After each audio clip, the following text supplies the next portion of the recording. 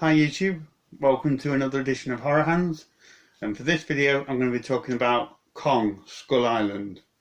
And this is a film that I really enjoyed. It's probably my favourite King Kong film to date. It was really exciting and really action packed. I thoroughly enjoyed it. So the movie starts in 1944 and an American fighter pilot, he gets his plane shot down over Skull Island.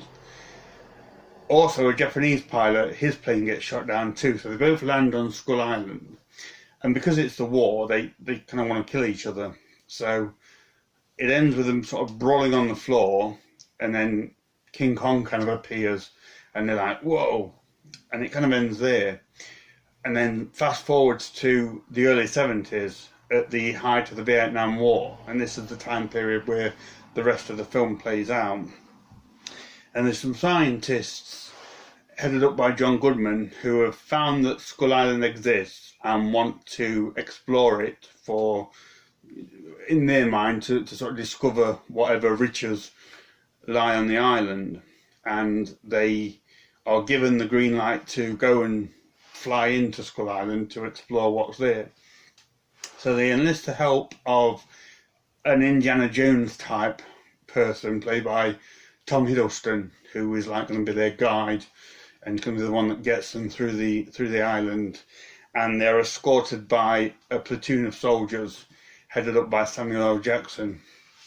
So they then fly into Skull Island. There's a few helicopters that fly everybody in, and they're immediately met by Kong, who thinks that they are threatening the island. So he just proceeds to like smash the helicopters and jump up and punch him and smash him, and it's a really amazing scene. It's really exciting, very thrilling to see Kong jumping in slow motion at these helicopters and things like that. It's really cool, and he destroys most of the helicopters and kills off a lot of the people as well. So there's only a few survivors left, and the ones that do survive, they're kind of like, they end up in two groups. So there's like a few of the scientists and civilian type people. They land on one side of the island, and then there's Samuel L. Jackson and his soldiers who land elsewhere. But both of them have the idea to get to one end of the island where they will then be picked up by a rescue team.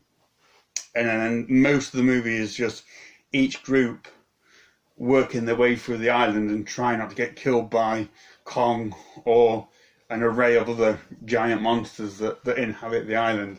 It's really cool.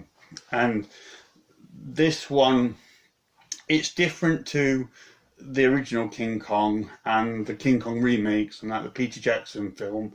It tells a different story, which is good, I think, because you can't keep doing the same story that we've seen in those films where Kong goes to New York and falls off the Empire State Building. This one's much different, and this it doesn't have as much of an emotional punch as those movies did, because you kind of watch those films and you see that Kong gets taken away from his environment, and ultimately he gets killed falling off the Empire State Building. So it's very sort of emotional, but this movie doesn't have that. It's much more sort of mindless action, which I personally enjoyed. It also doesn't have the story of Kong falling in love with a woman, which for me that worked a lot better. I know it worked well in those other movies and it made them quite emotional and gave that emotional punch, but that's not necessarily, it doesn't necessarily work for me. It's like you wouldn't do that with Godzilla, and for me it doesn't need to be done with Kong. So I was quite glad that they sort of kept all that kind of stuff out of it and just went for the action side of it.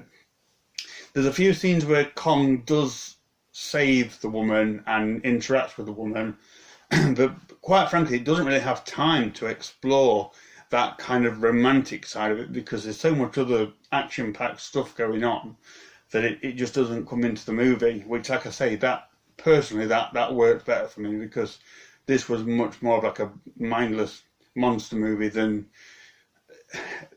having like the romantic emotional subplot. Not that I didn't enjoy that in the other films, but the lack of that makes this a different film altogether. So, what was I going to say? So yeah, a lot of this movie is just made up of Kong fighting other giant monsters. So he fights like a giant squid, which was cool. And then there's these like dinosaur type monsters that inhabit the island.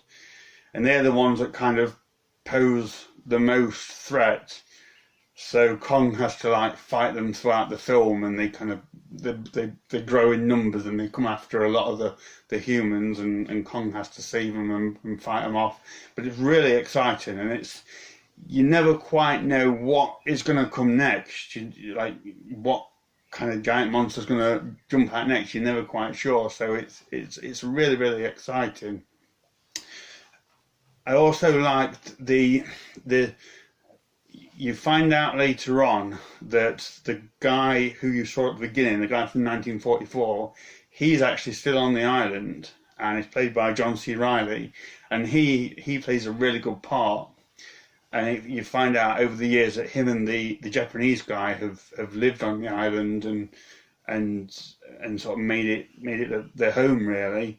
And that kind of added a nice little subplot of finding him and him sort of wanting to get back to civilization. So that kind of brought a bit of a human element to the film, which I thought worked well.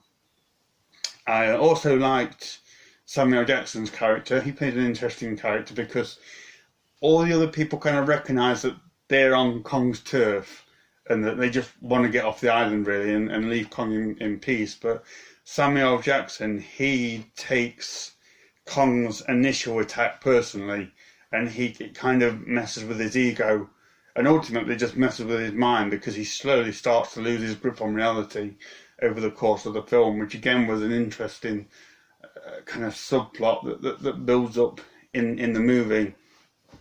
But it never it never lets up on the action and the sort of the monster moments, and Kong gets plenty of screen time. It's a really, really enjoyable film.